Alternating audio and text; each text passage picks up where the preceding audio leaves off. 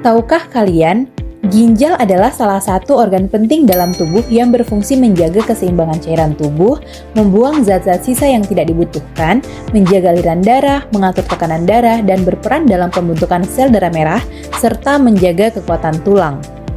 Berdasarkan data dari Kementerian Kesehatan Republik Indonesia tahun 2018, sebanyak 3,8% masyarakat di Indonesia mengalami penyakit ginjal kronis, di mana pada kondisi ini terjadi penurunan fungsi ginjal secara bertahap dan berlangsung selama minimal 3 bulan.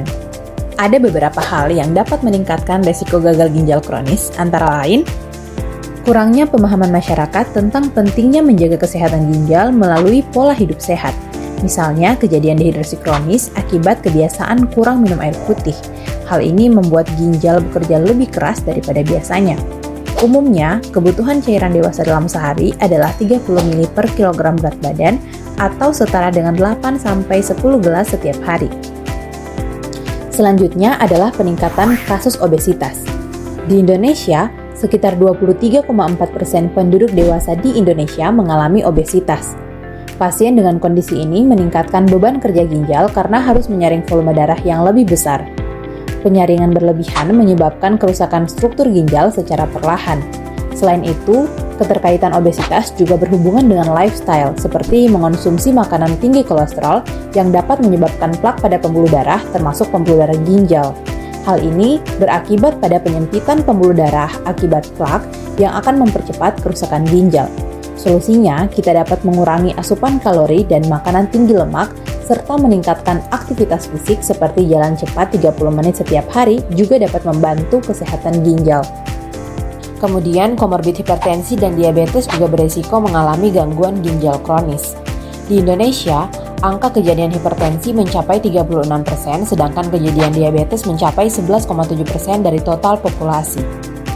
Tekanan darah tinggi menyebabkan pembuluh darah ginjal menyempit, mengeras, dan rusak. Hal ini berakibat pada aliran darah ke ginjal berkurang sehingga kemampuan penyaringan pun ikut menurun. Sedangkan hubungannya dengan diabetes karena kadar gula darah yang tinggi menyebabkan kerusakan pembuluh darah kecil di ginjal. Kerusakan ini mengakibatkan ginjal tidak dapat menyaring darah dengan baik. Solusinya, dengan meminum obat secara teratur dan rutin cek tekanan darah dapat mencegah kerusakan ginjal maupun komplikasi dari penyakit lain. Faktor lainnya adalah penggunaan obat anti nyeri secara jangka panjang, khususnya pada obat-obatan tanpa resep dokter yang beresiko menyebabkan nefrotoksik. Hal ini terjadi karena kurangnya edukasi tentang bahaya obat nefrotoksik dan kebiasaan suami dikasih tanpa konsultasi dengan tenaga kesehatan. Adapun obat-obatan yang umum digunakan sebagai anti nyeri dan berpotensi nefrotoksik antara lain paracetamol, aspirin, dan ibuprofen. Mari jaga kesehatan ginjal kita mulai dari sekarang.